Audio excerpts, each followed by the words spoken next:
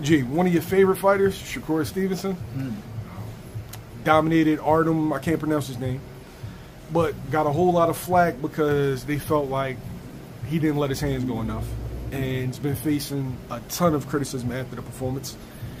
And Shakur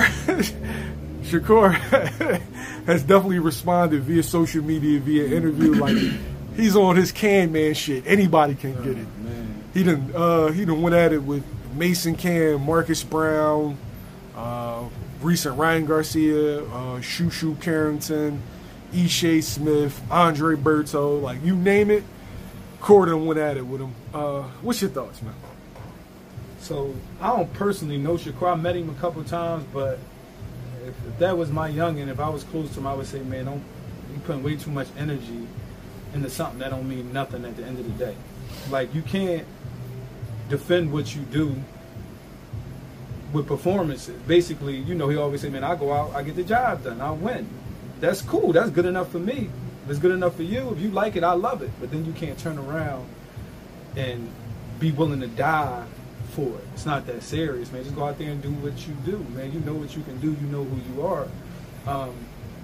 At the end of the day, man, like I just said with Boots, your success is going to take shots at you.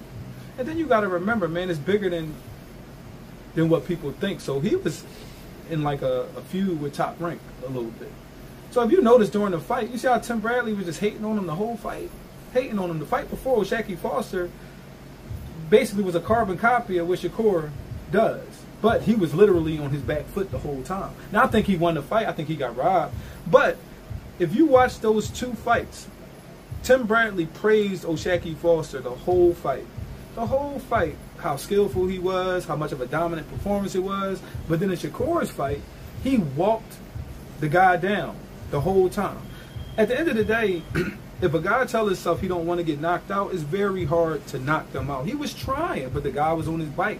300 plus amateur fights. He knows how to box. He knows how to move in the ring. So at the end of the day, if I'm Shakur, if I'm one of his people, I'm telling him, like, man, give me your phone.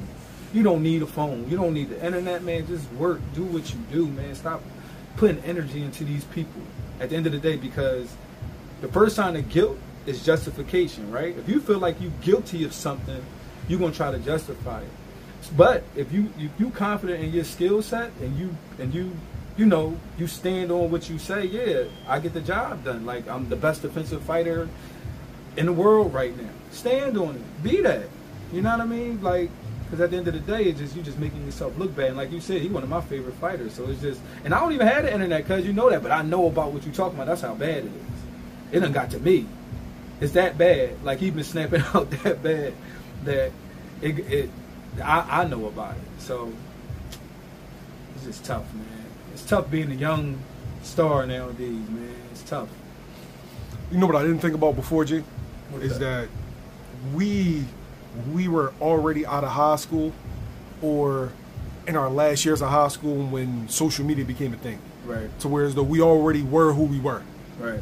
We didn't live our lives on social media. We, you know, dudes were using social media to holler at chicks, essentially, right? So that's what it was really for. Yeah.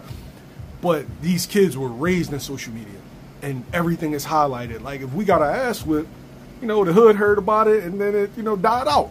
You get your ass whipped, now motherfuckers is playing this shit in Bangladesh. Right, yeah, exactly. So I was going to say Jersey, yeah, right, Bangladesh. I don't know right? how that, I don't know, like, it's tough, man. I don't know how to live in that space. And we both have children, daughters at that. So it's just tough, man, because everything needs to be validated. Everything. Like, and it's not even, it don't have nothing to do with the parents, it don't have nothing to do with their upbringing. It's influences that, like you just said, we never had to worry about. Our biggest influences really were our parents and our squad, whoever your team was around you. You know what I'm saying? It's like, yo, if your homie say that's nutty, for the most part, 70% of the time you may listen, unless you feel like it's something like that's beneficial to you, like a new job or a girl you like. You know what I'm saying? But it wasn't 100,000 people telling you how you should or shouldn't live your life. Yeah. But the bad part is, at the end of the day, it don't matter. That's what these young boys don't understand. What people say really does not matter, because it's not going to affect your day to day. It affects your mental if you allow it to. You know what I mean? But the reality is, it really does not. Did anybody did Shakur lose a purse? You see what I'm saying? Are they saying no, he's not gonna get any more fights? Nah, that's just that's fans talking. But at the end of the day, anybody that's willing to sign a contract, he's gonna continue to do what he does. Yo, what's crazy is that, you know, we're talking to him out of, you know, late 30s, early 40s, eyes and wisdom. I remember me at 26. I was out of pocket. So, of course, listen to this. And I can sympathize, bro. But, you know, being older, you realize that it's not worth it. And if he's not a millionaire, I'm not sure. He's close to it. No, he definitely a millionaire. So think about that. So you remember we was 26 doing what we want, having our way. But we ain't have $1 million. Exactly. So it's just tough, man. But in all honesty, man, he needs somebody around him to just sit him down, like, yo, just take a break, man. Like, from all this nut shit, just do what you do. You know what I mean? Do what you